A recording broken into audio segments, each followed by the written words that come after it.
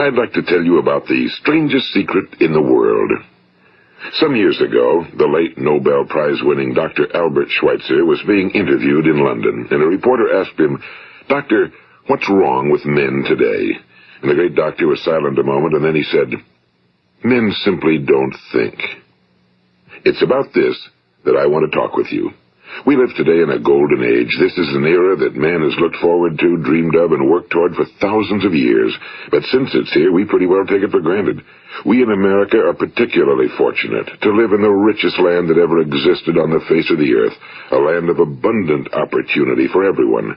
But do you know what happens?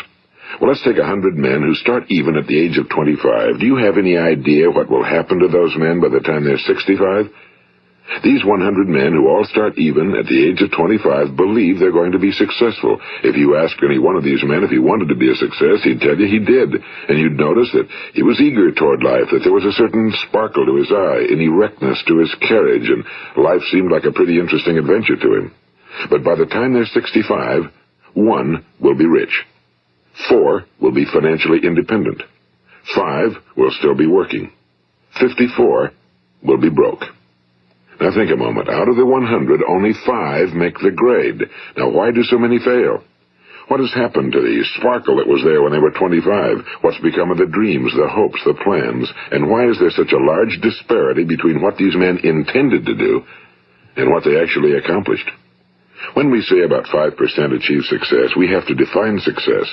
And here's the best definition I've ever been able to find. Success is the progressive realization of a worthy ideal. If a man is working toward a predetermined goal and knows where he's going, that man is a success. If he's not doing that, he's a failure. Success is the progressive realization of a worthy ideal. Rollo May, the distinguished psychiatrist, wrote a wonderful book called Man's Search for Himself. And in this book he says, the opposite of courage in our society is not cowardice. It is conformity.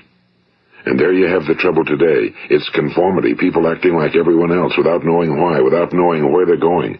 Now think of it. In America right now, there are over 18 million people 65 years of age and older. And most of them are broke. They're dependent on someone else for life's necessities. Now, we learn to read by the time we're 7. We learn to make a living by the time we're 25. Usually by that time, we're not only making a living, we're supporting a family. And yet, by the time we're 65, we haven't learned how to become financially independent in the richest land that has ever been known. Why? We conform. And the trouble is that we're acting like the wrong percentage group, the 95 who don't succeed. Now, why do these people conform? Well, they really don't know. These people believe that their lives are shaped by circumstances, by things that happen to them, by exterior forces. They're outer-directed people. A survey was made one time that covered a lot of men, working men, and these men were asked, "Why do you work? Why do you get up in the morning?" 19 out of 20 had no idea. If you ask them, they'll say, well, everyone goes to work in the morning, and that's the reason they do it, because everyone else is doing it. Now let's get back to our definition of success. Who succeeds? The only person who succeeds is the person who is progressively realizing a worthy ideal. He's the person who says, I'm going to become this, and then begins to work toward that goal. I'll tell you who the successful people are. A success is the school teacher who's teaching school because that's what he or she wants to do. The success is the woman who's a wife and mother because she wanted to become a wife and mother and is doing a good job of it. The success is the man who runs the corner gas station because that was his dream. That's what he wanted to do. The success is the successful salesman who wants to become a top-notch salesman and grow and build with his organization. A success is anyone who is doing deliberately a predetermined job because that's what he decided to do deliberately. But only 1 out of 20 does that. That's why today there isn't really any competition unless we make it for ourselves. Instead of competing, all we have to do is create. You know, for 20 years, I looked for the key which would determine what would happen to a human being. Was there a key I wanted to know which would make the future a promise that we could foretell to a large extent? Was there a key that would guarantee a person's becoming successful if he only knew about it and knew how to use it? Well, there is such a key, and I've found it. Have you ever wondered why so many men work so hard and honestly without ever achieving anything in particular, and others don't seem to work hard and yet seem to get everything? They seem to have the magic touch. You've heard them say that about someone. Everything he touches turns to gold. And have you ever noticed that a man who becomes successful tends to continue to become successful? And on the other hand, have you noticed how a man who's a failure tends to continue to fail? Well, it's because of goals. Some of us have goals, some don't. People with goals succeed because they know where they're going. It's that simple. Think of a ship leaving a harbor, and think of it with the complete voyage mapped out and planned.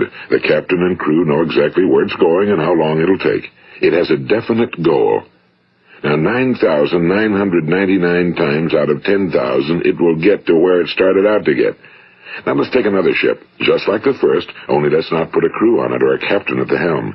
Let's give it no aiming point, no goal, no destination. We just start the engines and let it go. I think you'll agree with me that if it gets out of the harbor at all, it will either sink or wind up on some deserted beach, a derelict. It can't go anyplace because it has no destination and no guidance, and it's the same with a human being. Take the salesman, for example. There's no other person in the world today with the future of a good salesman. Selling is the world's highest paid profession, if we're good at it and if we know where we're going. Every company needs top-notch salesmen, and they reward those men. The sky's the limit for them. But how many can you find? Someone once said the human race is fixed, not to prevent the strong from winning, but to prevent the weak from losing. The American economy today can be likened to a convoy in time of war. The entire economy is slowed down to protect its weakest link, just as the convoy had to go at the speed that would permit its slowest vessel to remain in formation. That's why it's so easy to make a living today. It takes no particular brains or talent to make a living and support a family today. So we have a plateau of so-called security, if that's what a person's looking for.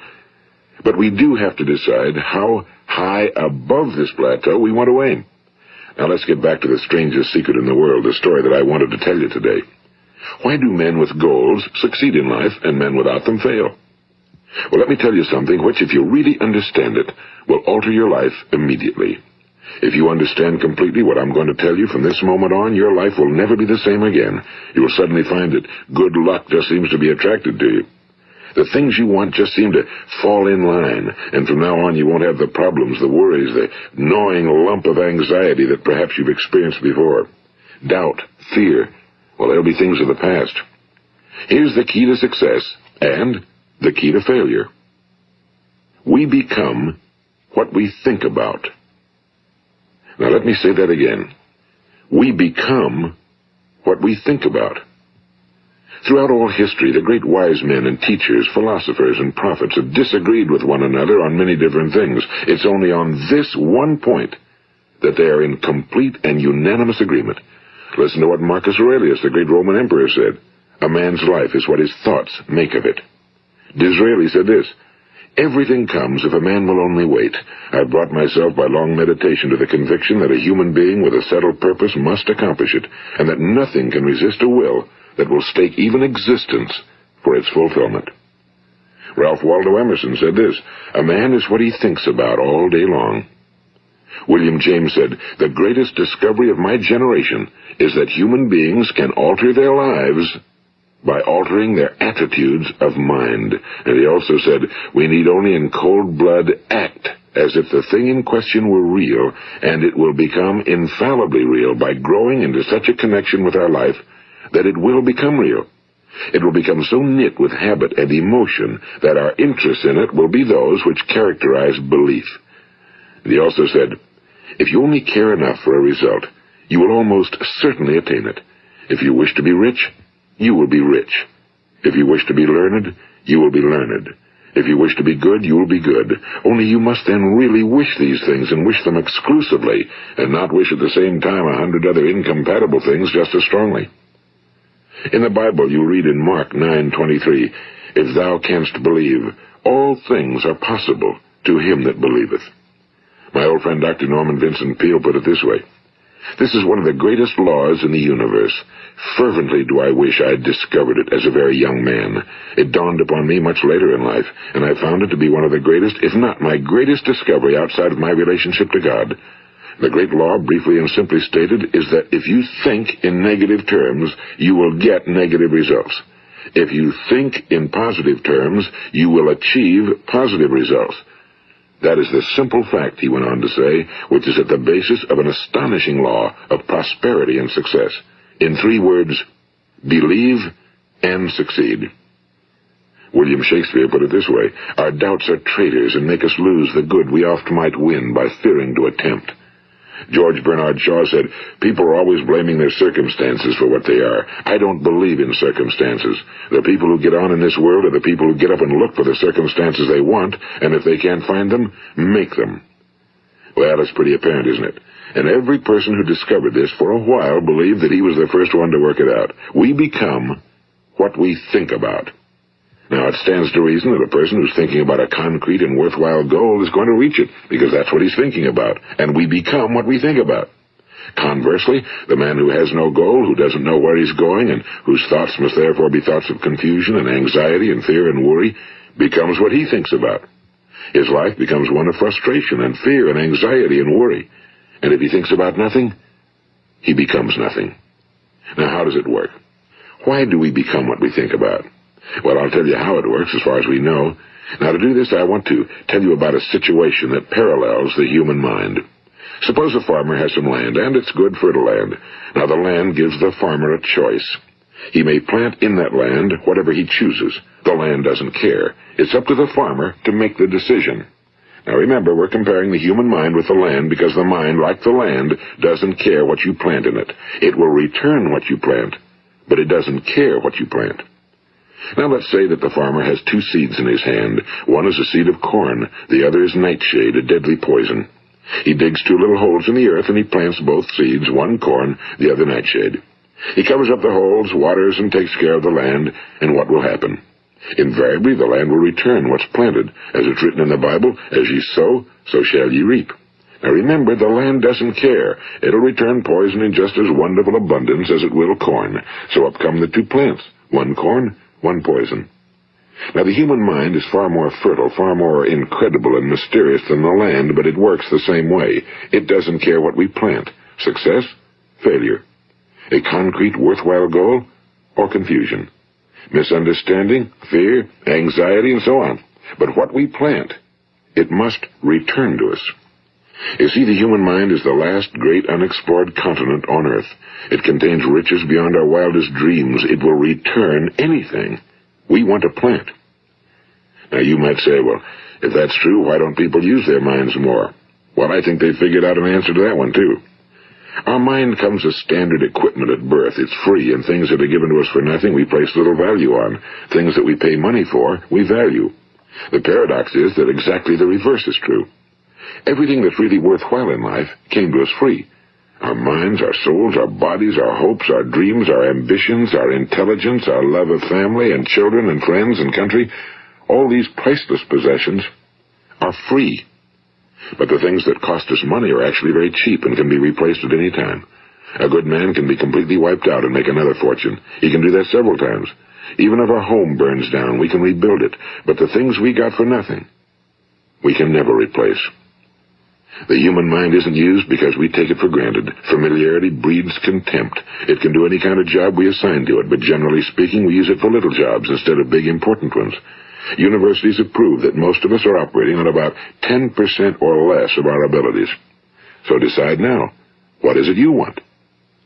Plant your goal in your mind. It's the most important decision you'll ever make in your entire life. What is it you want? Do you want to be an outstanding salesman? A better worker at your particular job? Do you want to go places in your company? In your community? Do you want to get rich? All you've got to do is plant that seed in your mind, care for it, work steadily toward your goal, and it will become a reality. It not only will, there's no way that it cannot. You see, that's a law, like the laws of Sir Isaac Newton, the laws of gravity. If you get on top of a building and jump off, you'll always go down. You'll never go up, and it's the same with all the other laws of nature. They always work. They're inflexible. Think about your goal in a relaxed, positive way. Picture yourself in your mind's eye as having already achieved this goal. See yourself doing the things you will be doing when you've reached your goal. Ours has been called the phenobarbital age, the age of ulcers and nervous breakdowns and tranquilizers. At a time when medical research has raised us to a new plateau of good health and longevity, far too many of us worry ourselves into an early grave trying to cope with things in our own little personal ways without learning a few great laws that will take care of everything for us. These things we bring on ourselves through our habitual way of thinking. Every one of us is the sum total of his own thoughts. He is where he is because that's exactly where he really wants to be, whether he'll admit that or not. Each of us must live off the fruit of his thoughts in the future, because what you think today and tomorrow, next month and next year, will mold your life and determine your future. You're guided by your mind.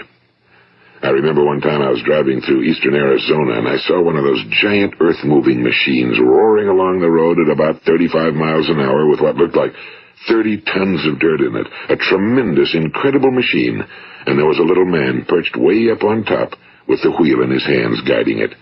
And as I drove along, I was struck by the similarity of that machine to the human mind. Just suppose you're sitting at the controls of such a vast source of energy. Are you going to sit back and fold your arms and let it run itself into a ditch? Or are you going to keep both hands firmly on the wheel and control and direct this power to a specific, worthwhile purpose? It's up to you. You're in the driver's seat. You see, the very law that gives us success is a two-edged sword. We must control our thinking. The same rule that can lead a man to a life of success, wealth, happiness, and all the things he ever dreamed of for himself and his family. That very same law can lead him into the gutter. It's all in how he uses it, for good or for bad. This is the strangest secret in the world. Now, why do I say it's strange, and why do I call it a secret? Actually, it isn't a secret at all. It was first promulgated by some of the earliest wise men, and it appears again and again throughout the Bible, but very few people have learned it, understand it. That's why it's strange, and why for some equally strange reason it virtually remains a secret. I believe that you could go out and walk down the main street of your town and ask one man after another what the secret of success is, and you probably wouldn't run into one man in a month who could tell you. Now, this information is enormously valuable to us if we really understand it and apply it. It's valuable to us not only for our own lives, but the lives of those around us, our families, employees, associates, and friends. Life should be an exciting adventure. It should never be a bore. A man should live fully, be alive. He should be glad to get out of bed in the morning. He should be doing a job he likes to do because he does it well. One time I heard Grove Patterson, the great late editor-in-chief of the Toledo Daily Blade, make a speech, and as he concluded his speech, he said something I've never forgotten. He said, "My years in the newspaper business have convinced me of several things. Among them, that people are basically good, and that we came from someplace, and we're going someplace. So we should make our time here an exciting adventure. The architect of the universe didn't build a stairway leading nowhere." And the greatest teacher of all, the carpenter from the plains of Galilee, gave us the secret time and time again. As ye believe, so shall it be done unto you. I've explained the strangest secret in the world and how it works. Now, on this side, I want to explain how you can prove to yourself the enormous returns possible in your own life by putting this secret to a practical test. I want you to make a test that will last 30 days. It isn't going to be easy, but if you'll give it a good try, it will completely change your life for the better. Now, back in the 17th century, Sir Isaac Newton, the English mathematician and natural philosopher, gave us some natural laws of physics which apply as much to human beings as they do to the movement of bodies in the universe. And one of these laws is that for every action, there is an equal and opposite reaction. Simply stated, as it applies to you and me, it means we can achieve nothing without paying the price. The results of your 30-day experiment will be in direct proportion to the effort you put forth. To be a doctor, you must pay the price of long years of difficult study. To be successful in selling, and remember that each of us succeeds to the extent of his ability to sell. Selling our families on our ideas, selling education in schools, selling our children on the advantages of living the good and honest life, selling our associates and employees on the importance of being exceptional people. To, of course, the profession of selling itself. But to be successful in selling our way to the good life, we must be willing to pay the price. Now, what is that price? Well, it's many things. First, it's understanding emotionally, as well as intellectually, that we literally become what we think about, that we must control our thoughts if we're to control our lives. It's understanding fully that as ye sow, so shall ye reap.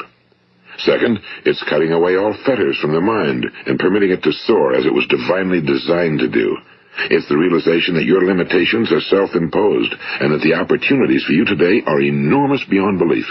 It's rising above narrow-minded pettiness and prejudice. And third, it's using all your courage to force yourself to think positively on your own problem, to set a definite and clearly defined goal for yourself, to let your marvelous mind think about your goal from all possible angles, to let your imagination speculate freely upon many different possible solutions, to refuse to believe that there are any circumstances sufficiently strong to defeat you in the accomplishment of your purpose, to act promptly and decisively when your course is clear, and to keep constantly aware of the fact that you are, at this moment, standing in the middle of your own acres of diamonds, as Russell Conwell used to point out.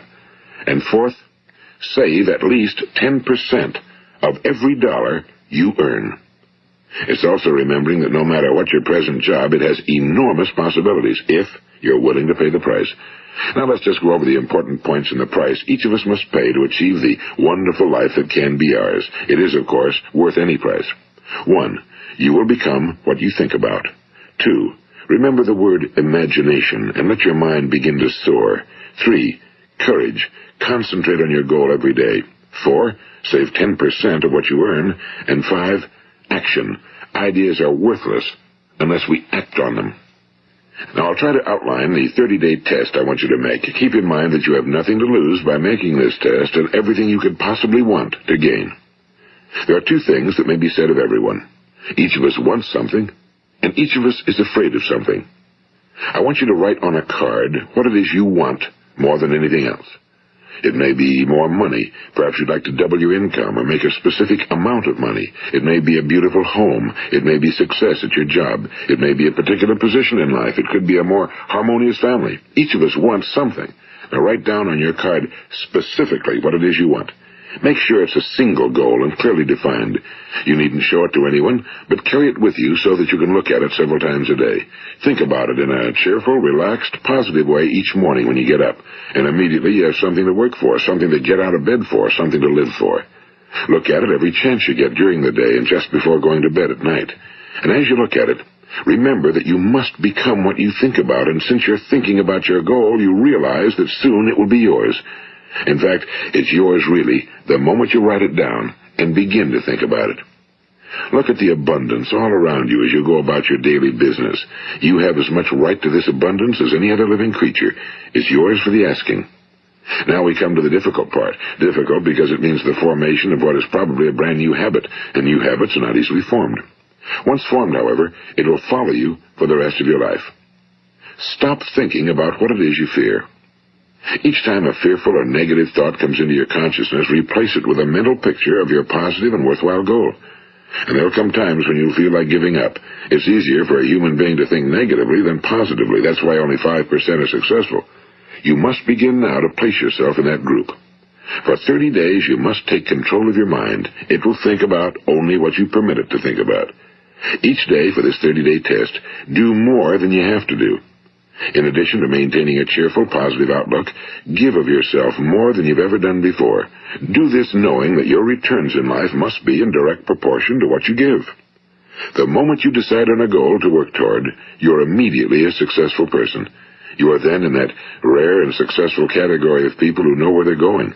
Out of every 100 people, you belong to the top 5. Don't concern yourself too much with how you're going to achieve your goal. Leave that completely to a power greater than yourself. All you have to do is know where you're going. The answers will come to you of their own accord and at the right time. Remember these words from the Sermon on the Mount, and remember them well. Keep them constantly before you this month of your test. Ask, and it shall be given you. Seek, and ye shall find. Knock, and it shall be opened unto you. For every one that asketh receiveth, and he that seeketh findeth, and to him that knocketh it shall be opened. It's as marvelous and as simple as that. In fact, it's so simple that in our seemingly complicated world, it's difficult for an adult to understand that all he needs is a purpose and faith. For 30 days, do your very best. If you're a salesman, go at it as you've never done before, not in a hectic fashion, but with the calm, cheerful assurance that time well spent will give you the abundance in return you deserve and want. If you're a homemaker, devote your 30-day test to completely giving of yourself without thinking about receiving anything in return, and you'll be amazed at the difference it makes in your life. No matter what your job, do it as you've never done it before for 30 days. And if you've kept your goal before you every day, you'll wonder and marvel at this new life you've found. Dorothea Brand, the outstanding editor and writer, discovered it for herself and tells about it in her fine book, Wake Up and Live. Her entire philosophy is reduced to the words, act as though it were impossible to fail. She made her own test with sincerity and faith, and her entire life was changed to one of overwhelming success. Now, you make your test for 30 full days. Don't start your test until you've made up your mind to stick with it. You see, by being persistent, you're demonstrating faith. Persistence is simply another word for faith. If you didn't have faith, you'd never persist. If you should fail during your first 30 days, by that I mean suddenly find yourself overwhelmed by negative thoughts, you've got to start over again from that point and go 30 more days. Gradually, your new habit will form until you find yourself one of that wonderful minority to whom virtually nothing is impossible. And don't forget the card. It's vitally important as you begin this new way of living. On one side of the card, write your goal, whatever it may be. On the other side, write the words we've quoted from the Sermon on the Mount. Ask, and it shall be given you. Seek, and ye shall find. Knock, and it shall be opened unto you. Nothing great was ever accomplished without inspiration. See that during these crucial first 30 days, your own inspiration is kept at a peak. And above all, don't worry. Worry brings fear, and fear is crippling. The only thing that can cause you to worry during your test is trying to do it all yourself. Know that all you have to do is hold your goal before you. Everything else will take care of itself. Remember also to keep calm and cheerful. Don't let petty things annoy you and get you off course. Now, since making this test is difficult, some will say, why should I bother? Well, look at the alternative. No one wants to be a failure. No one really wants to be a mediocre individual. No one wants a life constantly filled with worry and fear and frustration. Therefore, remember that you must reap that which you sow. If you sow negative thoughts, your life will be filled with negative things. If you sow positive thoughts, your life will be cheerful, successful, and positive. Now, gradually, you will have a tendency to forget what you've heard on this recording. Play it often. Keep reminding yourself of what you must do to form this new habit. Gather your whole family around at regular intervals and listen to what's been said here. You know, most men will tell you that they want to make money without understanding the law. The only people who make money work in a mint. The rest of us must earn money. This is what causes those who keep looking for something for nothing or a free ride to fail in life. The only way to earn money is by providing people with services or products which are needed and useful. We exchange our time and our product or service for the other man's money. Therefore, the law is that our financial return will be in direct proportion to our service. Now, success is not the result of making money. Making money is the result of success, and success is in direct proportion to our service. Most people have this law backwards. They believe that you're successful if you earn a lot of money. The truth is that you can only earn money after you're successful. It's like the story of the man who sat in front of the stove and said to it, "Give me heat, and then I'll add the wood." How many men and women do you know, or do you suppose there are today, who take the same attitude toward life? There are millions. We've got to put the fuel in before we can expect heat. Likewise, we've got to be of service first before we can expect money. Don't concern yourself with the money. Be of service. Build, work, dream, create. Do this, and you'll find there's no limit to the prosperity and abundance that will come to you. Prosperity, you know, is founded upon a law of mutual exchange. Any person who contributes to prosperity must prosper in turn himself. Sometimes the return will not come from those you serve, but it must come to you from someplace, because that's the law. For every action, there is an equal and opposite reaction. As you go daily through your 30-day test period, remember that your success will always be measured by the quality and quantity of service you render, and money is a yardstick for measuring this service. No man can get rich himself unless he enriches others. Now, there are no exceptions to a law. You can drive down any street in America and from your car estimate the service that's being rendered by the people living on that street. Had you ever thought of this yardstick before? It's interesting. Some, like ministers and priests and other devoted people, measure their returns in the realm of the spiritual, but again, their returns are equal to their service. Once this law is fully understood, any thinking person can tell his own fortune. If he wants more, he must be of more service to those from whom he receives his return. If he wants less, he has only to reduce his service. This is the price you must pay for what you want. If you believe you can enrich yourself by deluding others, you can end only by deluding yourself. It may take some time, but just as surely as you breathe, you'll get back what you put out. Don't ever make the mistake of thinking you can avert this. It's impossible. The prisons and the streets where the lonely walk are filled with people who tried to make new laws just for themselves. We may avoid the laws of man for a while, but there are greater laws that cannot be broken. An outstanding medical doctor recently pointed out 6 steps that will help you realize success. 1. Set yourself a definite goal. 2. Quit running yourself down. 3. Stop thinking of all the reasons why you cannot be successful and instead think of all the reasons why you can. 4. Trace your attitudes back through your childhood and try to discover where you first got the idea you couldn't be successful, if that's the way you've been thinking. 5. Change the image you have of yourself by writing out a description of the person you would like to be. And 6. Act the part of the successful person you have decided to become. The doctor who wrote those words is a noted West Coast psychiatrist, Dr. David Harold Fink. Do what the experts since the dawn of recorded history have told you you must do. Pay the price by becoming the person you want to become. It's not nearly as difficult as living unsuccessfully.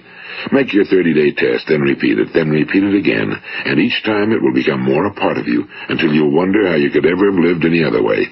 Live this new way, and the floodgates of abundance will open and pour over you more riches than you may have dreamed existed. Money? Yes, lots of it. But what's more important, you'll have peace.